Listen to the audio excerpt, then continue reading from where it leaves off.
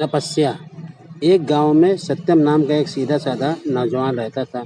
उसने आजीवन भगवान विष्णु की भक्ति करने का मन बना लिया। वह दिन रात विष्णु भगवान की पूजा अर्चना करता रहता था। एक दिन उसे एक साधु बाबा मिले। सत्यम ने साधु बाबा से पूछा, बाबा, मैं भगवान विष्णु को अपना आराध्य देव मानकर उनकी पूजा करता रहता हूँ, किंतु मैं भगवान के दर्शन करना चाहता हूँ। मुझे भगवान की भक्ति का मार्ग बताइए। साधु बाबा ने कहा, बेटा, मैं भक्ति का मार्ग तो तुझे बता दूंगा, किंतु भगवान के दर्शन पाने के लिए अपना अहंकार छोड़ना होगा। इसके साथ ही तू गृहस्थ जीवन में रहते हुए भी भगवान को पा सकता है। लेकिन सत्यम नहीं माना। उसने कहा, महाराज, मैंने आजीवन विवाह न करने का मन बना लिया है और मैं एकांत में तपस्या करना चाहता हूँ।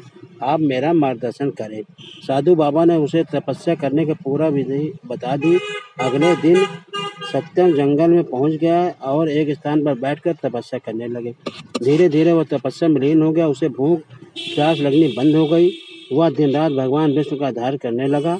इसी प्रकार कई वर्ष बीत गए। एक दिन सत्यम जब ध्यान लगाकर तपस्या कर रहा था तो उसे लगा जैसे उसकी तपस्या पूर्ण हो गई। उसके शरीर के अंदर अलौकिक शक्तियाँ भर गई हैं। यह देखकर सत्यम बहुत खुश हुआ। उसने भगवान के इस चमत्कार को नमन किया और वह तपस्या करने लगा। तभी एक पेड़ पर एक चिड़िया चहचहा रही थी। उसकी आवाज़ से सत्यम की तपस्या भंग हो रही थी। चिड़िया इस सबसे बेखबर चहचहा रही थी। सत्यम को गुस्सा आने लगा। उसने आँख खोलकर चिड़िया से कहा, मोर चिड़िया, तुझे दिखाई नहीं देता मैं तपस्या कर रहा हूँ? मेरी तपस्या तूने भंग कर दी है, इसकी सजा तुझे अवश्य मिलेगी। यह सुनकर चिड़िया रोने लगी और माफ़ी मांगने लगी। लेकिन सत्यम ने जैसे ही गुस्से से चिड़िया को देखा, चिड़िया जलकर भस्म हो गई।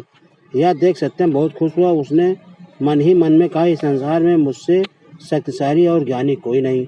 यह सोचकर वह गांव की तरफ चल दिया। सत्यम बहुत सालों के बाद गांव में आया था। उसे कोई पहचान नहीं पाया। सत्यम एक घर के पास पहुंचा। उसने कहा, माई बाबा आए हैं, भिक्षा दो। घर के अंदर से कोई आवाज़ नहीं आई। कुछ देर इंतजार करने के बाद सत्यम ने फिर कहा, माई भिक्षा दो। साधु की आवाज़ सुनकर घर के अंदर से एक औरत की आवाज़ आई। उसने कहा, साधु बाबा, तनिक इंतजार कीजिए, मैं अभी अपने पति को भोजन करा रही हूँ, अभी नहीं आ सकती हूँ, कुछ देर बाद आकर आपको भिक्षा दूंगी। यह सुनकर सत्यम क्रोध से भर गया। उसने कहा, मूर्ख, जानती नहीं मैं कितना ज्ञानी तपस्वी साधु हूँ? मेरा अपमान करने का साहस इस संसार में किसी को नहीं है। तभी उस घर से आवाज़ आई, क्षमा कीजिए महाराज, किंतु मैं अपने पति को भोजन कराए बिना बाहर नहीं आ सकती। यह सुनकर सत्यम और अधिक क्रोध में बोला, तू इसका परिणाम जानती है? यह सुनकर उस घर से आवाज़ आई, महाराज, मैं कोई पेड़ पर बैठी चिड़िया नहीं हूँ जो आपके क्रोध से भस्म हो जाऊंगी। यह सुनकर सत्यम आश्चर्य में पड़ गया। उसने कहा, तुझे यह सब कैसे पता? तब उस घर से आवाज़ आई, महाराज, यहाँ से कुछ दूरी पर एक कसाई की दुकान है, आप वहाँ चले जाइए, आपको आपके प्रश्नों के उत्तर मिल जाएंगे। सत्यम उस दुकान की ओर चल दिया। वह दुकान पर पहुंचा तो उसने देखा एक कसाई मांस बेच रहा था। सत्यम को देखकर वह दुकान से बाहर आ गया। सत्यम उससे पूछता, इससे पहले कसाई ने कहा, महाराज, आपको उस औरत ने भेजा है जो अपने पति को भोजन करा रही थी। यह सुन सत्यम ने कहा, तुम्हें यह सब कैसे पता? वहाँ तो उस समय कोई नहीं था। तब उस कसाई ने कहा, महाराज, आप मेरे साथ मेरे घर चलिए, वहाँ आपके सभी प्रश्नों के उत्तर मिल जाएंगे। सत्यम आश्चर्य से कसाई के साथ उसके घर पहुँच गया। वहाँ पहुँचकर उसने देखा कसाई ने घर जाकर अपने बूढ़े माता पिता के पैर छुए और पूरे दिन में जो भी कमाया था उनके चरणों में रख दिया। फिर अपने माता पिता को अपने हाथों से खाना खिलाया। उसके बाद उनके पैर दबाता रहा जब तक वो सो नहीं गए। तब वह कसाई सत्यम के पास आकर बैठ गया। सत्यम का सारा घमंड समाप्त हो चुका था। उसने कसाई के पैर पकड़ लिया और बोला, मैंने वर्षों तक तपस्या की जिससे अलौकिक शक्तियाँ मेरे अंदर आ गई, लेकिन आपको देखकर मेरा सारा घमंड चला गया है। आप मुझे इसका राज बताइए। तब उस कसाई ने कहा, जिस औरत ने आपको इंतजार करने के लिए कहा वह अपना पतिव्रत धर्म निभा रही थी।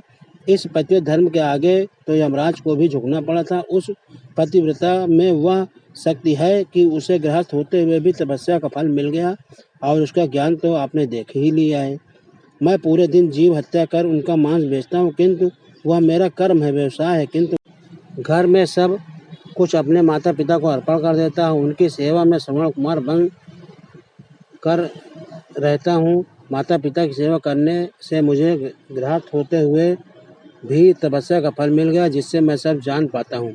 यह सुनकर सत्यम रोने लगा। उसने कहा, मैंने कई वर्षों तक तपस्या की भगवान को पाने के लिए, किंतु एक क्षण के अहंकार ने मेरी तपस्या भंग कर दी। यह सुनकर कसाई ने कहा, आपका मन अब निर्मल हो गया है। आप गृहस्थ जीवन अपनाते हुए प्रभु को याद कीजिए। यही सबसे बड़ी तपस्या है। अपने कर्मों से भागकर आप कभी प्रभु को नहीं पा सकते।